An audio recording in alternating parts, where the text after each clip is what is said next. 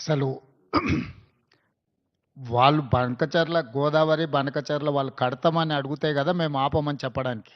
ఎజెండాలో వాళ్ళు కడతామన్న ప్రతిపాదననే చర్చకు రానప్పుడు ఆపమనే చర్చనే రాదు.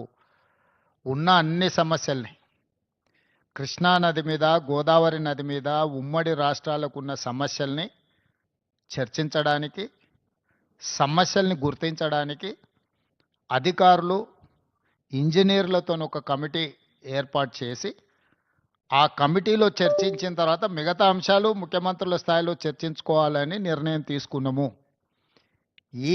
ఈ సమావేశంలో ప్రస్తావనకు వచ్చి తీసుకున్న నిర్ణయాలు 4 ప్రధానంగా. ఆ విషయం స్పష్టంగా మంత్రి గారు చెప్పినరు. సో ఈ ఆఫీసర్ల కమిటీ వచ్చిన తర్వాత నీటి కేటాయింపులకు సంబంధించి కానీ, కొత్తగా ప్రాజెక్టులు నిర్మించుకోవాల్సినవి కానీ, పాత ప్రాజెక్టుల యొక్క అనుమతులు కానీ, వాళ్ళు ఆల్రెడీ కడుతున్న ప్రాజెక్టుల మీద అభ్యంతరాలు కానీ, వాటన్నిటిని కూడా 30 రోజుల్లో మన తరఫున ఉండే అధికారులు, అదేవిధంగా ఇంజనీర్ల కమిటీ ఇష్యూస్ని అన్నిటిని కూడా గుర్తించి వాటన్నిటిని కూడా చర్చకు తీసుకొస్తుంది. Yes, definitely. లేదు, ఇది అపెక్స్ కౌన్సిల్ మీటింగ్ కాదు. It is just informal meeting organised by government of India, Jal Shakti, to break through certain issues.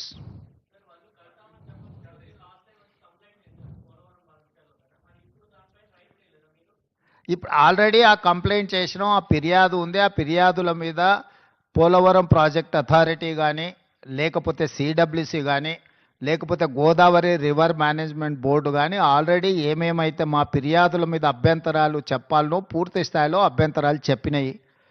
కేంద్ర ప్రభుత్వ పరిధిలో ఉన్న సంస్థలే ఆ ప్రాజెక్టుకు సంబంధించిన అన్ని రకాల అభ్యంతరాలను వాళ్ళు లేవనెత్తినరు. కాబట్టి ఈ సమావేశంలో ఈ అంశాలు ఏవి ప్రస్తావనకు రాలేదు. ఈ సమావేశంలో టెలిమెట్రీ విషయంలో ఇప్పుడు కృష్ణానది బేసిన్ మీద నీటి వినియోగంలో ఆంధ్రప్రదేశ్ ఎన్ని నీళ్లను వినియోగిస్తుంది, తెలంగాణ ఎన్ని నీళ్లను వినియోగిస్తుందో గుర్తించడానికి టెలిమెట్రీ పెట్టాలని ఒక సమస్యకు పరిష్కారం చూపించడం శాశ్వతంగా. రెండవది, శ్రీశైలం ప్రాజెక్టు డ్యామేజ్ అయింది, డ్యామేజ్ అయింది, దీన్ని తక్షణమే రిపేర్లు చేయాలని ఎన్డీఎస్ఏతో సహా మిగతా సంస్థలు ఇచ్చిన వాటిని, ఆ డ్యామ్ని నిర్వహించాల్సిన బాధ్యత ఆంధ్రప్రదేశ్ పరిధిలో ఉంది. వాళ్ళు వాటిని అన్ని రకాలుగా ఏవైతే సమస్యలను పరిష్కరించడానికి వాళ్ళు ముందుకు వచ్చిండ్రు.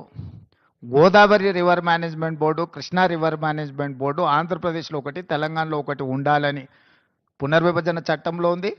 2020 అపెక్స్ కౌన్సిల్ మీటింగ్లో కూడా నిర్ణయం జరిగింది. దాన్ని అమలు చేయాలనుకున్నాం. ఇప్పుడు మీరు చెప్పే అన్ని అంశాలు, నీళ్లు కానీ, కొత్త ప్రాజెక్టులు కానీ, లేకపోతే ఇతర ఏ ప్రాజెక్టులు అన్నీ కూడా అధికారులు, ఇంజనీర్ల కమిటీ ముందల ప్రస్తావనకు వస్తే అక్కడ చర్చించిన తర్వాత అక్కడి నుంచి పైకి వస్తాయి. అన్నీ ఉంటాయి, ఎన్ని ఉన్నాయో. గోదావరి నదికి గోదావరి నది ఉపనదులు, కృష్ణానది ఉపనదులకు సంబంధించిన ఆల్రెడీ నిర్మాణంలో ఉన్న ప్రాజెక్టులు కానీ, నిర్మించడానికి ప్రతిపాదించిన ప్రాజెక్టులు కానీ, ఇప్పుడు ఉన్న ప్రాజెక్టుల నిర్వహణలో ఉన్న అంశాలను కానీ అన్నింటినీ వాళ్ళ ముందల ప్రస్తావనకు వస్తాయి. వాళ్ళు ఒకసారి ఆ కమిటీ అపాయింట్ చేసిన తర్వాత వాళ్ళ అంశాలను అన్నిటిని తీసుకొని చర్చించి అక్కడి నుంచి ప్రతిపాదనలు వస్తాయి. ఈ ఏడాది మళ్ళేడాది కాదు, ఇప్పుడు ఆ అధికారులు వచ్చిన తర్వాత వాళ్ళ మీద చర్చ జరుగుతుంది. అసలు నీ సమస్య ఏందో నాకు అర్థం కాలేదు. నువ్వు చాలా బాధపడిపోతున్నావు, అట్లేం బాధపడకు. దానికి కావాల్సిన వే ఫార్వర్డ్ని, దానికి సంబంధించిన వే ఫార్వర్డ్ మీద ఇప్పుడు నిర్ణయం తీసుకున్నాము. 2020 సంవత్సరంలో 2 సంతకాలు పెట్టినప్పటి నుంచి ఇప్పటివరకు మీరు ఆ ప్రశ్ననే మాట్లాడలే. ఇవాళ 25లో పరిష్కరించడానికి ముందుకు వచ్చినప్పుడు మీకు అదొక సమస్యలాగా కనిపిస్తుంది. మేము మొదటి నుంచి చెప్తున్నదే అది. చంద్రశేఖరరావు మొత్తం తెలంగాణ హక్కులను ఆంధ్రప్రదేశ్కి దారదత్తం చేసిండు, అన్యాయం చేసిండు. వాటిని పరిష్కరించడానికి ఒక విధి విధానాలను ముందుకు తీసుకొచ్చినాం.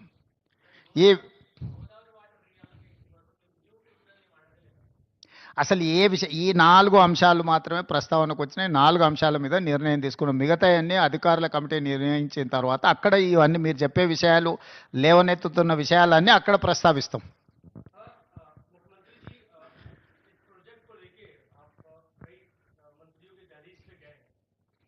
गुहार भी लगाई है। मैं देख रहा हूँ कि तमाम आपके जो आपने शक्ति प्रदर्शन भी किया है प्रेस कॉन्फ्रेंस के माध्यम से, सभी सांसद राज्यसभा लोकसभा के मौजूद हैं। अक्सर आप देखे भी जाते हैं हर मंत्री से जब मिलते हैं, क्योंकि संसद का सत्र आने वाला है, मॉनसून सत्र आने वाला है। ये लड़ाई तो आप बाहर लड़ ही रहे हैं, क्या संसद के भीतर भी आपके सांसद इस लड़ाई को लड़ेंगे अपने अधिकार को? नहीं नहीं नहीं, अभी तो चर्चा चल रहा है। चर्चा जब चर्चा में हम तो लड़ाई के बाद कहाँ से आएंगे? चर्चा में अगर सुझाव नहीं निकला तो हम लड़ाई के लिए सोचेंगे। सड़क से लेकर संसद तक हम सब कुछ तैयार करके रखा है। आप खुद बोल रहे हैं, पूरा माहौल देखा है ना, सो सब कुछ तैयार है। Yeah, definitely. That is something different from this. This platform is meant for pending issues. Pending issues between Andhra Pradesh as well Telangana. So we have taken a decision.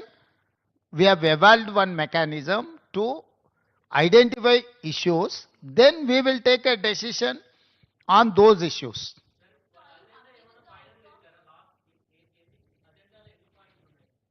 అజెండాలో ఎన్ని పాయింట్లు ఉన్నాయో నిన్న మీకు ఇచ్చిండ్రు. తెలంగాణ తరఫున ఎన్ని అంశాలు ఉన్నాయి వాళ్ళు ఏ అసలు central government just platform organise చేసింది అంతే. వాళ్ళంటూ ఏమీ చేయలేదు. They are facilitators. Government of India is a facilitator. They have played only facilitator role. They have not taken any side or otherwise they have not indicated any agenda. Yeah, definitely, this is success for Telangana. Why? Because all these days there is an allegation against Andhra Pradesh. They are withdrawing water more than what they have indicated. So now we have succeeded to put all telemetries wherever Andhra Pradesh is getting water from different sources.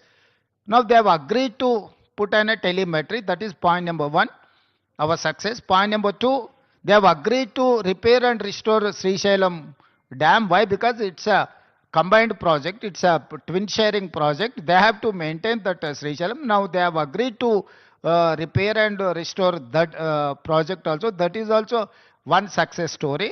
Third one, we have taken a decision that we wanted to appoint an officers and engineers committee to identify what are the pending issues, what are the long pending issues are there. They have to identify, they have to discuss in preliminary level, then we will take a final call on those issues.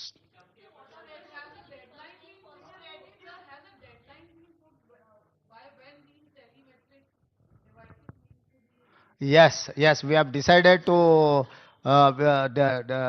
resolve within 30 days.